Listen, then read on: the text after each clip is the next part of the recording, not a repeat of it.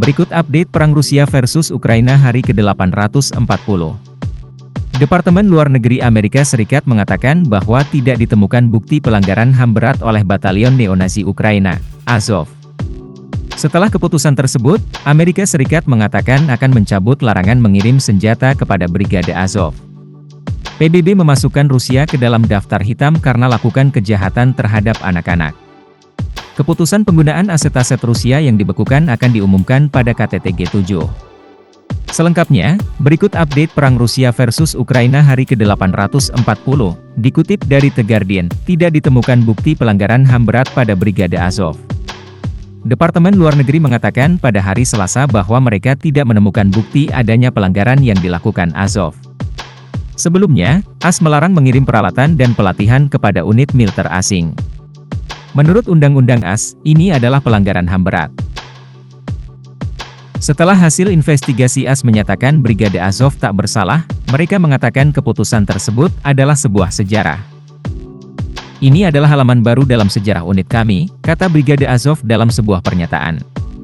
AS akan mempersenjatai Brigade Azov setelah keputusan tersebut. AS telah mencabut larangan menyediakan senjata dan pelatihan kepada Brigade Azov Ukraina. Menurut Brigade Azov, dengan mendapatkan persenjataan dari AS akan meningkatkan kemampuannya. Memperoleh senjata dan pelatihan barat dari Amerika tidak hanya akan meningkatkan kemampuan tempur Azov, namun yang paling penting, berkontribusi pada pelestarian kehidupan dan kesehatan personel, katanya. Brigade Azov Ukraina memiliki peran penting dalam pertahanan kota pelabuhan utama Mariupol.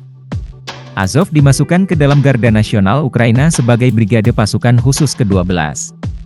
Pemerintah Rusia telah memanfaatkan asal-usul Azov dalam upayanya untuk menjadikan invasi Rusia sebagai pertempuran melawan pengaruh Nazi. Meskipun rezim Vladimir Putin belum membuktikan klaim tersebut. Selama berminggu-minggu Azov dikepung dan kekurangan amunisi. Namun Azov mendapatkan pujian oleh warga Ukraina sebagai pahlawan. Ratusan orang menyerukan pembebasan untuk Brigade Azov.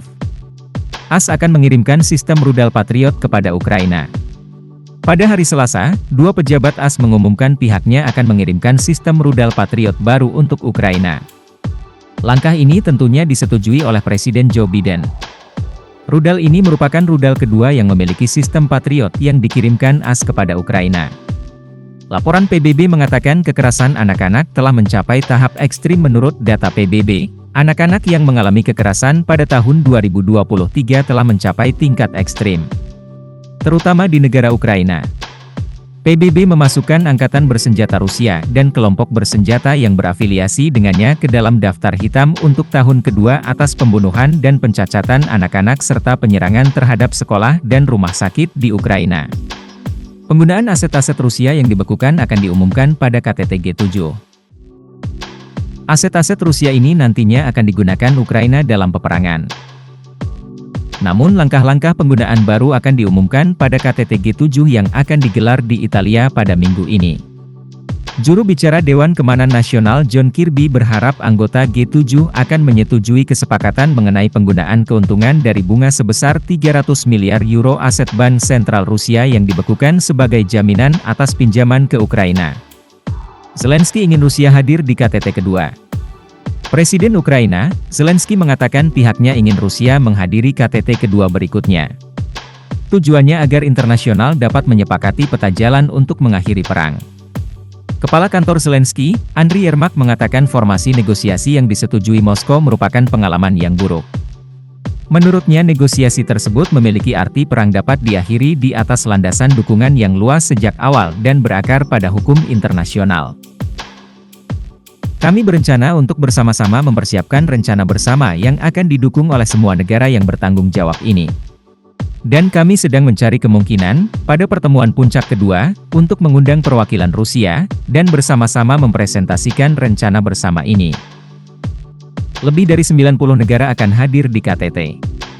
Yermak mengatakan ia berharap negara-negara yang abstain seperti Tiongkok akan segera bergabung dalam proses tersebut. Mereka punya waktu beberapa hari untuk mengubah posisi ini. Kami akan senang jika perwakilan tingkat tinggi Tiongkok hadir di Swiss, kata Yermak.